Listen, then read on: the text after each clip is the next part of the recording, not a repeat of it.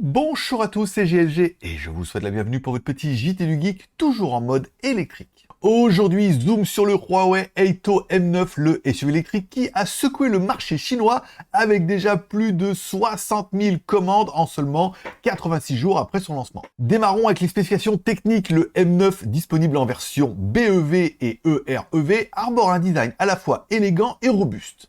Avec ses dimensions de 5,2 m par 1,9 m par 1,1 m et un empattement de 3 mètres, oui, il promet un espace et confort. Côté performance, le modèle BEV est équipé de deux moteurs électriques produisant une puissance combinée de 390 kW, soit 530 chevaux, tandis que le REV combine un moteur à combustion de 1,5 litres et deux moteurs électriques pour une puissance totale de 365 kW, soit 496 chevaux. Le BEV accélère de 0 à 100 en 4 secondes 3 et le REV en 4 secondes 9.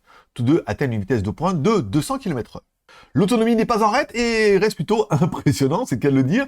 630 km pour la version BEV, donc full électrique, et jusqu'à 1402 km pour le REV grâce à ses batteries de 97 kWh pour le BEV et 52 kWh plus 42 kWh pour le REV, plus évidemment le moteur thermique qui fait un peu la différence. Côté tarif, le M9 est lancé à partir de 469 800 yuan, soit, si on prend le taux de conversion chinois et qu'on le convertit en euros, 59 500 euros. L'intérieur du M9 est tout aussi impressionnant avec un cockpit futuristique doté de triple écran et du système, évidemment, Huawei Harmony OS 4.0, sans oublier le système de conduite Huawei ADS 2.0. Bref, c'est là que Huawei en fait tire son épingle du jeu en devenant un petit peu un acteur majeur dans l'équipement de voitures électriques pour apporter des technologies que certains fabricants ont du mal à créer eux-mêmes.